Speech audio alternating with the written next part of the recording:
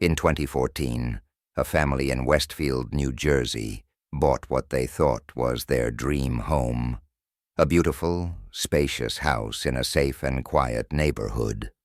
The Broaddus family began renovating the house to prepare it for their big move, but strange things started happening almost immediately. A few days after closing on the house, Derek Broaddus went by to check on the renovations. As he walked through the rooms, he noticed an envelope in the mailbox. It was addressed to the new owner, and inside was a handwritten letter from someone who called themselves the Watcher. The letter was chilling. The Watcher claimed to be in charge of watching the house, as their family had done for decades. They wrote about knowing intimate details of the family and included disturbing questions like, "Have you found what's in the walls yet? And why are you here? I will find out." The Watcher also referred to the couple's young children, saying, "I am pleased to know your names now, and the name of the young blood you have brought to me." The Broaddus family was horrified. They went to the police, who told them not to tell any neighbors since everyone was a suspect.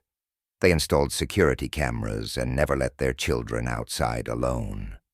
But the letters kept coming, each more disturbing than the last. The Watcher claimed they were not just watching the family, but also waiting for something hidden in the house to call to them. Unable to live in constant fear, the family decided to sell the house. But rumors about the Watcher circulated, making it almost impossible to find a buyer. Even when they offered the house at a huge loss, the mystery letters scared potential buyers away. To this day, no one knows who the Watcher is. The Broaddus family eventually rented the house out, but they could never shake the feeling that someone was always keeping a silent watch from the shadows. In 2015, a young man named Joe rented a small one-bedroom apartment in Los Angeles. He was thrilled to find an affordable place close to his job, and for the first few days, everything seemed normal. However, Joe began to notice odd things: food going missing, lights turned on that he knew he'd turned off, and sometimes a faint smell in the air that wasn't there before. At first, he shrugged it off, thinking he was just being forgetful. But then things got stranger. One night, he heard faint rustling sounds coming from his kitchen. He was certain he was alone, so he dismissed it as noise from an animal outside. Still, he couldn't shake the uncomfortable feeling that he wasn't alone. One night, unable to sleep, Joe decided to set up a small camera in his living room that would record while he was at work. He wanted to see if there was a rodent, or maybe something wrong with his electrical system. The next day, he checked the footage, expecting to see nothing but an empty apartment. What he found terrified him. In the footage, he saw a woman, pale, thin, and disheveled, emerging from a small crawl space above his kitchen cabinets. She carefully climbed down, looked around to make sure the coast was clear, and then began to wander around his apartment, eating his food and drinking from his bottles. She even sat on his couch, staring blankly at the walls before returning to the crawl space. Joe immediately called the police, who arrived and carefully opened the crawl space door. To their horror, they found the woman curled up in the small, dark space, wide-eyed and muttering incoherently. She had apparently been living there for weeks, sneaking out only when she thought Joe was asleep or at work.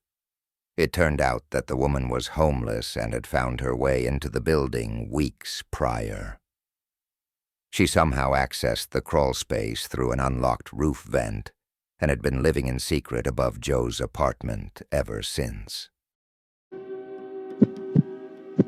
In 1986, the Andrews family moved into an old house in a quiet town in Massachusetts. It was a large house with lots of character, built over a century before, and it creaked and groaned as older houses do. At first, everything seemed perfect, But over time, strange things started happening. The family's teenage daughter, Annie, was the first to notice odd noises. Late at night, she would hear faint knocking sounds coming from behind the walls. She told her parents, but they chalked it up to the house settling or small animals that might have gotten into the walls. But the noises persisted, always seeming to come from the same spot, her bedroom wall. One evening when she was home alone, Annie heard the knocking again. This time the sound seemed louder and closer. She tried to ignore it, but then she noticed something strange. Written in what looked like red marker on the wall was a message. "I'm in your room. Come find me."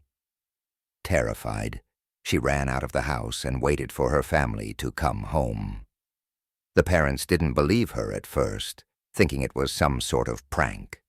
But a few days later, the messages continued, with phrases like, "I'm back, and you'll never leave." Growing increasingly alarmed, the family finally called the police. When officers arrived, they searched the house thoroughly, but found nothing out of the ordinary. But the messages kept appearing. Finally, one night, the father decided to investigate more thoroughly.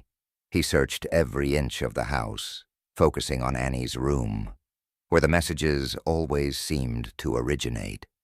Behind a built-in dresser, he noticed that one of the panels was loose.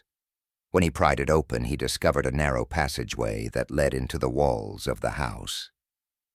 And there, crouched in the dark, was a man. His name was Daniel Laplante, a local teenager with a troubled past who had somehow been living in the walls of their house, sneaking out when the family was away to steal food and move around. He had been watching them, listening, and even more horrifying, playing mind games with them for weeks. The family immediately left and Laplante was arrested. They later found out that he had been hiding in their walls since almost the day they'd moved in, watching them from the shadows.